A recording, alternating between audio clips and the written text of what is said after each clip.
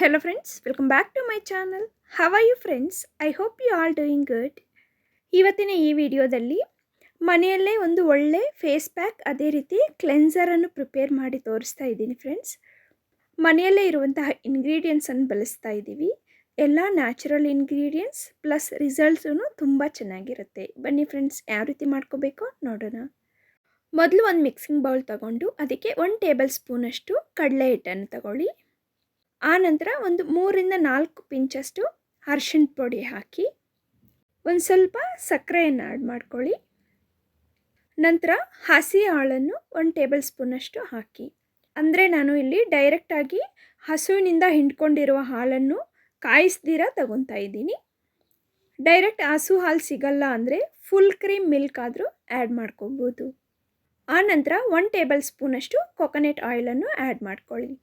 ಇಲ್ಲಿ ನಾನು ನ್ಯಾಚುರಲ್ ಆಗಿ ಅಂದರೆ ಮನೆಯಲ್ಲೇ ಕೊಬ್ಬರಿಯನ್ನು ತೆಗೆದುಬಿಟ್ಟು ಮೆಷಿನ್ಗೆ ಹಾಕ್ಸ್ಕೊಂಡು ಬಂದಿರುವಂತಹ ಕೊಕೊನಟ್ ಆಯಿಲನ್ನು ಯೂಸ್ ಮಾಡ್ತಾ ಇದ್ದೀನಿ.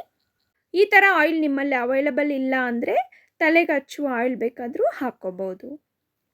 ನಂತರ ಈ ಎಲ್ಲ ಇಂಗ್ರೀಡಿಯೆಂಟ್ಸು ನೀಟಾಗಿ ಮಿಕ್ಸ್ ಆಗೋವರೆಗೂ ಮಿಕ್ಸ್ ಮಾಡ್ಕೊಳ್ಳಿ.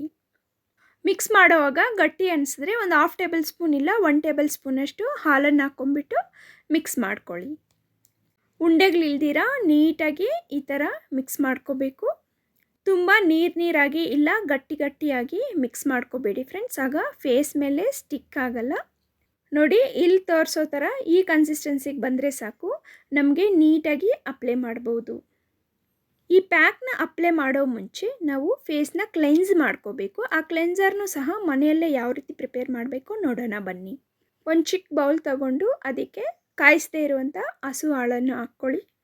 ಈಗ ಈ ಹಾಲಿಗೆ ನಾವು ಅಡುಗೆಯಲ್ಲಿ ಉಪಯೋಗಿಸುವಂತಹ ಸಾಲ್ಟ್ 1 ಚಿಟಿಕೆಯಷ್ಟು ಮಾತ್ರ ಹಾಕ್ಕೊಳ್ಳಿ. ಸಾಲ್ಟ್ ಜಾಸ್ತಿ ಹಾಕಕ್ಕೆ ಹೋಗಬೇಡಿ, 1 ಚಿಟಿಕೆಯಷ್ಟು ಹಾಕ್ಕೊಂಡ್ರೆ ಸಾಕು.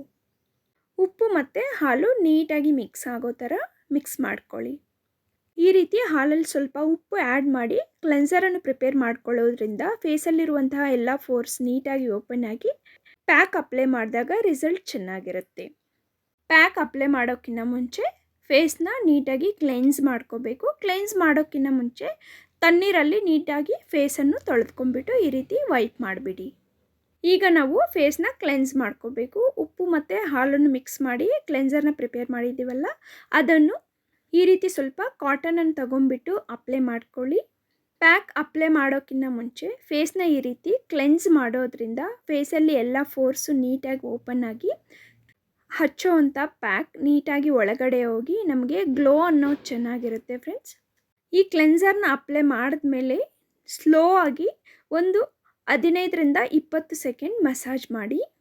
ಪಿಂಪಲ್ಸ್ ಇರೋವಂಥವ್ರು ಒಂದು 2-3 ಸಲ ಕೈಯಲ್ಲಿ ಹಿಂಗೆ ಅಂದ್ಬಿಟ್ರೆ ಸಾಕು, ಜಾಸ್ತಿ ಮಸಾಜ್ ಮಾಡೋಕ್ಕೆ ಹೋಗಬೇಡಿ. ಉಪ್ಪು ಮಿಕ್ಸ್ ಮಾಡಿರೋದ್ರಿಂದ ಜಾಸ್ತಿ ಮಸಾಜ್ ಕೊಡಬೇಡಿ, ಲೈಟಾಗಿ ಇರುತ್ತೆ, ಮಸಾಜ್ ತಗೊಳ್ಳಿ. ಕ್ಲೆನ್ಸ್ ಆದಮೇಲೆ ಈಗ ಫೇಸನ್ನು ಇನ್ನೊಂದು ಸಲ ತಣ್ಣೀರಲ್ಲಿ ನೀಟಾಗಿ ತೊಳೆದ್ಬಿಟ್ಟು ವೈಪ್ ಮಾಡಿಬಿಡಿ. ಈಗ ನಾವು ಪ್ರಿಪೇರ್ ಮಾಡ್ಕೊಂಡಿರುವಂತಹ ಫೇಸ್ ಪ್ಯಾಕ್ನ ನೀಟಾಗಿ ಫೇಸ್ಗೆ ಅಪ್ಲೈ ಮಾಡಿಬಿಡಿ. ಸ್ವಲ್ಪನೂ ಗ್ಯಾಪ್ ಇಲ್ದಿರ ಅಪ್ಲೈ ಮಾಡಿ ಫ್ರೆಂಡ್ಸ್. ಈ ಪ್ಯಾಕಲ್ಲಿ ಯೂಸ್ ಮಾಡಿರುವಂತಹ ಎಲ್ಲ ನ್ಯಾಚುರಲ್ ಇಂಗ್ರೀಡಿಯೆಂಟ್ಸು ಫೇಸಲ್ಲಿ ಗ್ಲೋ ಬರೋಕ್ಕೆ, ಅದೇ ರೀತಿ ಫೇಸ್ ವೈಟಾಗಿ ಸ್ಮೂತಾಗಿರೋದಕ್ಕೆ ಹೆಲ್ಪ್ ಆಗುತ್ತೆ. ಅರಿಶಿಣ ಫೇಸಲ್ಲಿ ಗ್ಲೋ ತರೋಕ್ಕೆ ಸಹಾಯ ಮಾಡುತ್ತೆ ಮತ್ತು ಫೇಸಲ್ಲಿರುವಂಥ ಚಿಕ್ಕ ಕೂದಲನ್ನು ರಿಮೂವ್ ಮಾಡಲು ಸಹಾಯ ಮಾಡುತ್ತೆ. ಅದೇ ರೀತಿ ಯೂಸ್ ಮಾಡಿರುವಂತಹ ಕಡಲೆ ಹಿಟ್ಟು ಫೇಸಲ್ಲಿರುವಂತಹ ಪಿಂಪಲ್ ಮಾರ್ಕ್ಸ್ ಇರ್ಬೋದು, ವೈಟ್ ಹೆಡ್ಸ್ ಮತ್ತು ಬ್ಲ್ಯಾಕ್ ಹೆಡ್ಸನ್ನು ರಿಮೂವ್ ಮಾಡುತ್ತೆ. ನಾವು ಯೂಸ್ ಮಾಡಿರುವಂತಹ ಕೊಕೊನಟ್ ಆಯಿಲ್ ಫೇಸ್ಗೆ ಒಳ್ಳೆ ಮಸಾಜ್ ಕೊಟ್ಟು ಫೇಸ್ ಸ್ಮೂತ್ ಆಗಲು ಸಹಾಯ ಮಾಡುತ್ತೆ. ಯೂಸ್ ಮಾಡಿರುವಂಥ ಹಾಲು ಮತ್ತು ಸಕ್ಕರೆ ನಮ್ಮ ಫೇಸ್ಗೆ ಒಳ್ಳೆ ಕಲರ್ ಬಂದು ಗ್ಲೋ ತರಲು ಸಹಾಯ ಆಗುತ್ತೆ.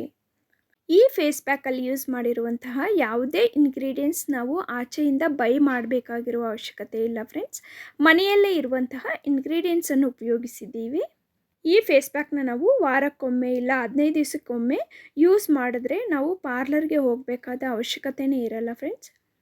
ನೋಡಿ, ಫೇಸ್ಗೆಲ್ಲ ಈ ರೀತಿ ನೀಟಾಗಿ ಅಪ್ಲೈ ಮಾಡಿಬಿಟ್ಟು ಬ್ಲೆಂಡ್ ಮಾಡಿಬಿಡಿ.